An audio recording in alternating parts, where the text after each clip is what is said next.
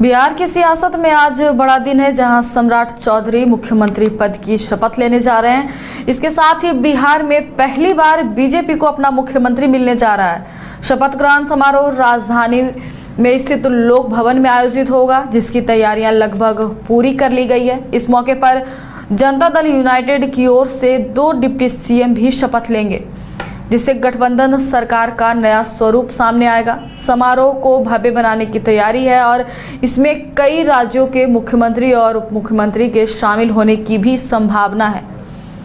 राजनीतिक दृष्टिकोण से यह शपथ ग्रहण कार्यक्रम बेहद अहम माना जा रहा है, जो बिहार की नई सत्ता व्यवस्था की दिशा तय करेगा।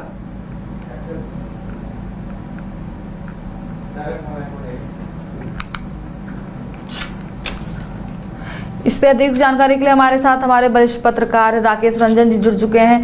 राकेश जी, बिहार में आज से सम्राट युग का शुरू हो रहा है, कितना खास होगा शपथ ग्रहण और मंत्रिमंडल में क्या क्या और कौन नया चेहरा शामिल हो सकता है?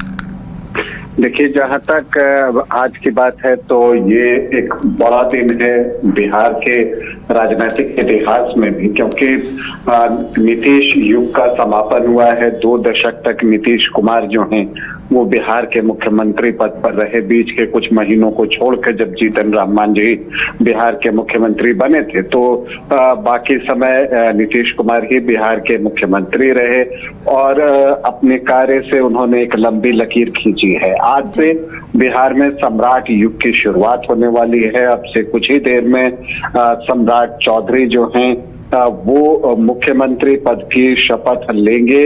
आपको बता दूं कि 11 बजे के आसपास ये कार्यक्रम शपथ ग्रहण का जो है वो शुरू होगा। इसके लिए भव्य तैयारियां की गई है और देखिए, जहां तक बीजेपी का दफ्तर है वहां पर भी एक बड़ा मंच बना है। पटना की सड़कों को पोस्टरों से पाट दिया गया है। लेकिन जो शपथ ग्रहण का समारोह होगा वो लोक भवन में होगा और लोक भवन में जो है बिहार की नई सरकार जो है वो शपथ लेगी। ये चूंकि अभी कुछ राज्यों में विधानसभा के चुनाव हो रहे हैं, पश्चिम बंगाल में, तमिलनाडु में आज प्रधानमंत्री का एक रोड शो कन्याकुमारी में है तमिलनाडु में, जबकि केंद्रीय गृह मंत्री अमित शाह आज बंगाल में 4 सभाएं जो है वो वहां पर करने वाले हैं। तो यहाँ पर जो अभी शपथ ग्रहण का समारोह होगा उसमें जो सूचना आ रही है कि मुख्यमंत्री के रूप में सम्राट चौधरी शपथ लेंगे और इसके अलावा जो है आपको जेडीयू की तरफ से 2 जो है डिप्टी सीएम जो हैं वो शपथ ले सकते हैं। अब ये देखना है कि तीनों के अलावा भी कुछ मंत्रिमंडल के साथी शपथ ले सकते हैं, लेकिन जो चर्चाएं हैं उसमें सम्राट चौधरी, इसके अलावा आप देखें तो जो आपको सुपौल से विधायक हैं, अभी वित्त मंत्री हैं, आपको विजेंद्र यादव, वो डिप्टी सीएम के पद की शपथ ले सकते हैं और विजय चौधरी भी शपथ लेंगे, जो कि नीतीश कुमार के करीबी हैं दोनों नेता और उनको उप मुख्यमंत्री बनाया जा रहा है, इस बात की चर्चा है। और आप देखिए कि जो बाकी मंत्रिमंडल का विस्तार है वो पश्चिम बंगाल और फिर तमिलनाडु के चुनाव के बाद किया जा सकता है। ये एक बात देखने में आ रही है। और जहां तक बात है कि सम्राट चौधरी की, तो सम्राट चौधरी जिनको कि एक मंत्री पद के रूप में काम करने का जो है एक लंबा अनुभव भी है उनके पास और 1999 में पहली बार वो मंत्री बने थे। उसके बाद फिर 2000 और 2004 में जो है वो 2000 में पहले वो विधायक बने परबत्ता से, फिर 2005 के चुनाव में वो जीत नहीं सके थे, लेकिन 2010 में एक बार फिर से वो विधायक बने। जब जीतन राम मांझी मुख्यमंत्री बने तब भी वो मंत्री बने। बाद में जो है विधान परिषद के लिए जब भाजपा में आ गए तो फिर वो पहले तो भाजपा के प्रदेश उपाध्यक्ष बने, फिर प्रदेश अध्यक्ष बने। मंत्री बने और फिर जब नीतीश कुमार महागठबंधन से नाता तोड़कर एनडीए में शामिल हुए थे, आपको तब जो है उनको उप मुख्यमंत्री बनाया गया था और उस समय से वो उप मुख्यमंत्री हैं। और जब तारापुर से वो चुनाव लड़ रहे थे तो केंद्रीय गृह मंत्री ने वहां की जनता से बात करते हुए उस वक्त ये बातें कही थी कि आप सम्राट को जिताएं, मोदी जी इनको बहुत बड़ा आदमी बनाएंगे। तो उस वक्त लोग इसे एक चुनावी भाषण के तौर पर देख रहे थे, लेकिन वहां एक इशारा छिपा हुआ था कि सम्राट चौधरी जो है आने वाले समय में मुख्यमंत्री बनने जा रहे हैं, क्योंकि उस समय तो वो डिप्टी सीएम थे ही।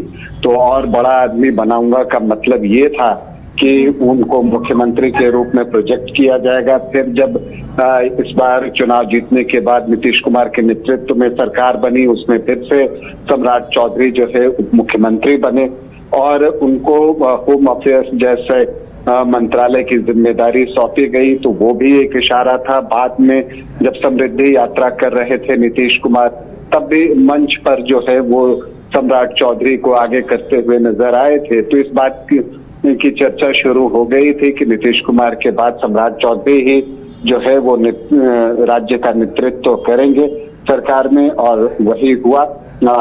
एनडीए विधायक दल के नेता चुने जाने के बाद जब ये तय हो गया कि सम्राट चौधरी बिहार के अगले मुख्यमंत्री होने जा रहे हैं, फिर जब देर रात कौटिल्य नगर स्थित अपने आवास पहुंचे थे सम्राट चौधरी, तो वहां पर जो है परिजनों ने उनका स्वागत किया था। एक खुशी की लहर है तमाम बीजेपी के कार्यकर्ता, एनडीए के कार्यकर्ताओं में भी। और जैसा मैंने आपको बताया कि पटना में जो है आपको पोस्टर्स लगाए गए हैं सम्राट चौधरी को बधाई देते हुए। और बीजेपी के लिए ये एक बड़ी बात है। बिहार में पहली बार जो है बीजेपी के नेतृत्व में सरकार बनने जा रही है। यूं तो जेडीयू और बीजेपी का गठबंधन पिछले 2 दशक से ज्यादातर समय साथ में रहा है, कुछ एक अवसरों को छोड़कर। तो वैसी परिस्थिति में जो है नेतृत्व करने का जहां तक सवाल है, पहली बार बीजेपी को बिहार में नेतृत्व करने का अवसर मिलने जा रहा है एनडीए में। तो ये बीजेपी के लिए एक बड़ी बात है। सम्राट चौधरी जो है वो अब शपथ लेंगे कुछ ही देर में। तो अब क्या कुछ होता है इसके बाद, किस तरह से उनसे ढेरों उम्मीदें हैं, क्योंकि वो नीतीश कुमार के बाद मुख्यमंत्री बन रहे हैं। और चूंकि नीतीश कुमार ने एक बड़ी लकीर खींच दी है, तो सम्राट चौधरी के सामने चुनौतियां भी होंगी। बिहार में एक नई राजनीति की शुरुआत भी होने जा रही है, जो युवाओं के हाथों में होगी। अब यहाँ सम्राट चौधरी होंगे तो सामने नेता प्रतिपक्ष के तौर पर तेजस्वी यादव दिखेंगे, तो युवाओं के हाथ में राजनीति होगी। इन सब के बीच नीतीश कुमार के बेटे निशांत कुमार भी होंगे, क्योंकि वो भी अब सक्रिय राजनीति में हैं। तो एक ट्रांसफॉर्मेशन बिहार की राजनीति में भी देखने को मिलेगा। फिलहाल सम्राट चौधरी जो है कुछ ही देर में शपथ ग्रहण करेंगे। उनको ढेरों शुभकामनाएं। पूरा बिहार ये उम्मीद कर रहा है कि सम्राट चौधरी अपने नेतृत्व से बिहार को प्रगति के पथ पर लेकर आगे जाएंगे। अनुराधा जी, बहुत बहुत धन्यवाद राकेश रंजन जी हमारे साथ जुड़ने के लिए और तमाम जानकारी हमारे साथ साझा करने के लिए। घर रहने का मकान भर नहीं, ये खुशियों की तिजोरी है।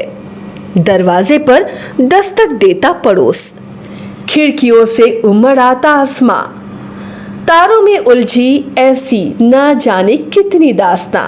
कहती हैं चले डायमंड सिटी, एक सफर हम सफर के साथ अपने घर तक। Diamond city, life long bonding, 500 से ज्यादा खुशहाल डायमंड परिवार। जल्दी करें, सिर्फ 200 फ्लैट बाकी। आज ही बुक करें अपना आशियाना।